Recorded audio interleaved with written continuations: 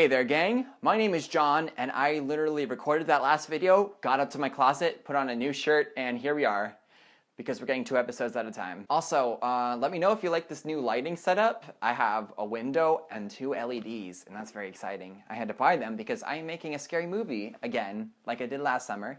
This time, this one will actually be released before it goes into any film festivals. So yeah, keep an eye out for that.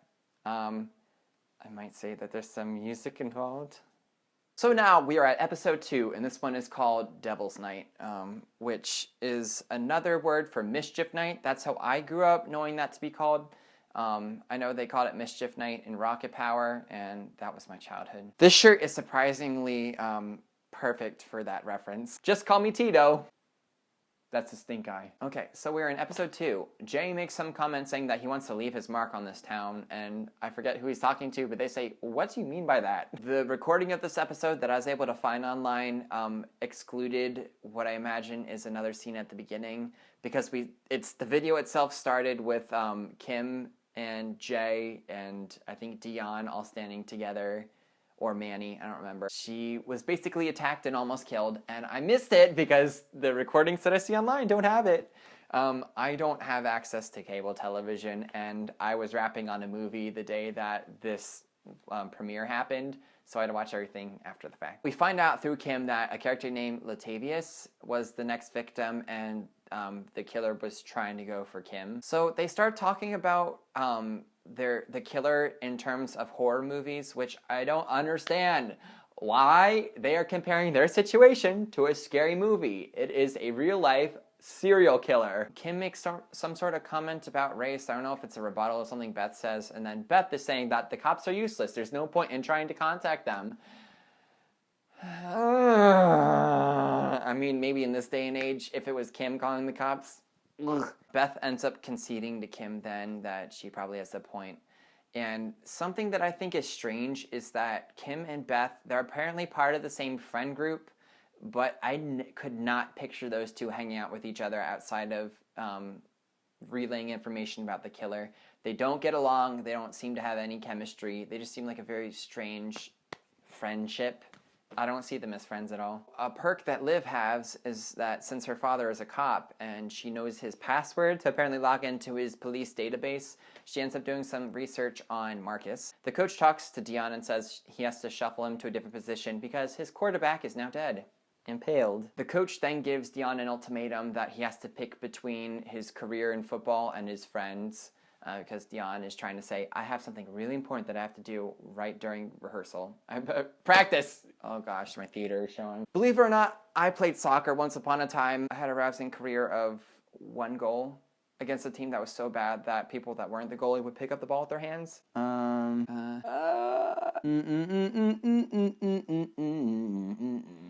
They then have a memorial for Avery in the school. Mir starts tearing up about this, and someone's like, really? You're crying about Avery?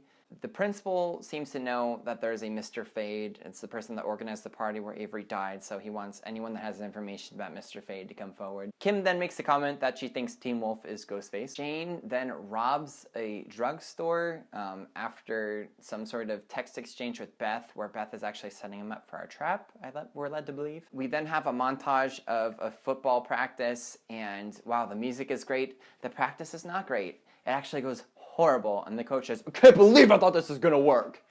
Yeah, moving your star runner to the quarterback position, that would absolutely go well. In what universe, coach? We then get the great line from the coach. Hit the showers, 'cause you guys stink.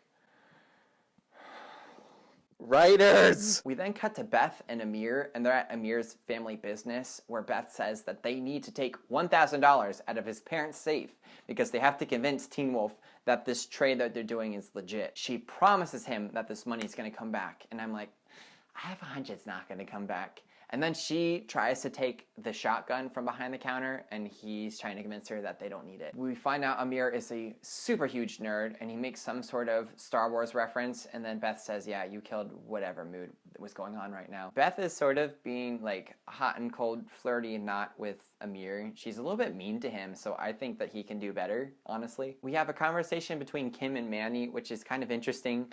She talks about what I'm just gonna call like her Death Rider, where she says that if she dies, she wants to have Michelle Obama speak at her funeral, etc., blah, blah, blah. And she asks Manny what he wants at his funeral, and he's like, I don't want to play that game. That is the perfect jinx. Jay pulls up to the football field. He wants to pick up Dion to go do some stuff for Mischief Night. Dion says no, and then Jay is actually a good brother and takes him out to the field, and they're throwing back and forth the ball, and he assures him, you know, dude, you're fine. It's just your head is whack right now because of Halloween coming up. It turns from kind of a nice bonding conversation to something bad where they have some sort of disagreement, and Jay brings up their father as a truck driver. He's just not a fan of the dad, whereas Dion is, and Jay's saying that he thinks their dad isn't faithful on the road. And then, just in time, Liv appears to help diffuse the tension. Liv then drops the bomb on all of us that she thinks Dion purposely lied to her about Marcus, but Dion finds out from Liv herself that Marcus might not actually be dead, that he's actually just missing. Dion fully thinks that he's dead. We then get a piece of information that Tommy Jenkins died the exact same night as Avery. We see Teen Wolf show up at school to complete his trade to get $1,000 in exchange for the drugs or whatever it is that Beth asked him for. He sees the money sitting under a little lamp and goes around to get it, and then he gets locked into a room. They fill the room with smoke so that he passes out. He wakes up tied to a chair, and the Dead Fist Club is standing in front of him, and they interrogate him because they want information. Teen Wolf then admits that he is Mr. Fade, and when they pry him about the masks, he said that the masks are just $2. He then says that he got a text message just like the rest of them, and he lets Beth check his phone, and he has the exact same show me your insides or you're next. At the time, I was thinking, okay, maybe this is a setup. When I was watching that, I was thinking, okay, I mean, this could be a false flag. He could have sent himself that message too. Then the school speakers go off, and they get an announcement saying that one of them is going to die. We cut to Liv and Dion walking down the street, and then a cop pulls up, and it is Liv's father, and he gives Dion the ultimatum, I think you're a nice guy. Stay away from my daughter.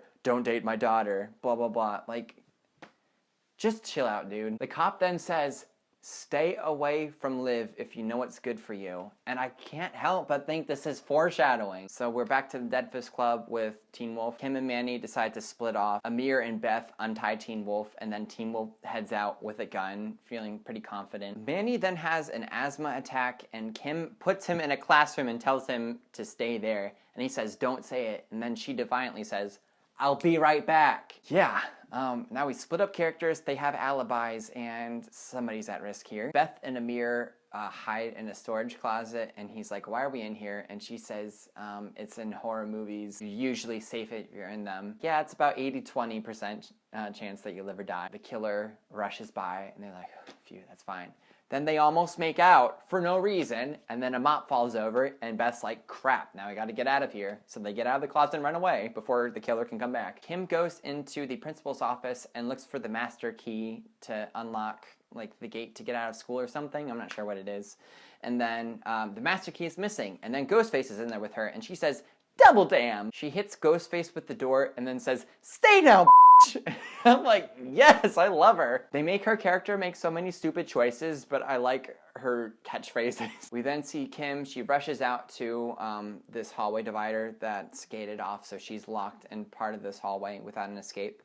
The killer comes up, and then Kim says to his face, I'll admit it, I'm scared. Teen Wolf shows up with a gun, points it at Ghostface's face. He can't actually pull the trigger. He just pistol whips Ghostface, who falls over, and then he can't actually shoot him, and Kim's like, shoot him, shoot him, and he can't do it. So she rushes over to try to take the gun from him, and then gets slashed by the killer. They make Kim do so many stupid things, and yet I feel like she's a smarter character than that. Everybody then reconvenes in the hallway after this. Beth and Amir were conveniently separated somehow after they ran out of the storage utility closet thing. Beth says that she's not going to go with Teen Wolf, she's actually going to go with Amir, because at least I know that he's I'm not going to say the word. Yeah. I don't know about that line.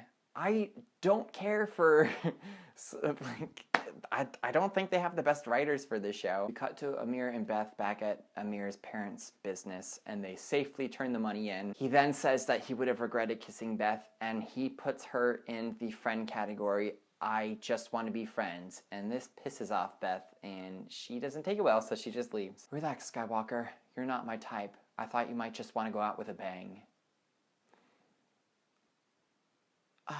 Okay, I did not get that till just now. Manny is patching up Kim, and then he talks about what he would actually want to happen at his funeral. I want the people I love to meet up at my favorite spot, pour out some kombucha for a homie, remembering me for who I am, not what anyone else wanted me to be. Liv then apologizes to Dion. We find out that Teen Wolf actually stole the drugs for his mom, who is very sick, and then there's a bump in the house which startles her, and he goes out to take care of business. He heads out to the alleyway, ends up facing off with Ghostface. A ladder comes down and pins him to the ground, and then he just gets... The reason why I knew he was gonna die before he even left there is he said, "I'll be right back," which means stab, stab, stab, baby. Ghostface comes up to him actually with a needle, and he puts it in his eyeball, and I'm like, ew, ew, ew, and that's when I was physically saying that out loud as my roommates are asleep, and I'm watching this by myself. He foams at the mouth, and then I guess this is staged to look like it was a drug overdose instead of a murder. And the end of episode 2. Now for my killer prediction for this episode, I am saying that it's Olivia. There's just way too much foreshadowing that Olivia is Bad News Bears, and she just always seems to be the person that's trying to be like, okay, let's figure out who the killer is, and steering them in one direction when they really should be looking in another direction. That is all for today. At this point, all 6 episodes have aired, but I'm a busy man with 4 jobs, so I can't make that happen right now. But I will try my best. Until next time, stay alive. Oh!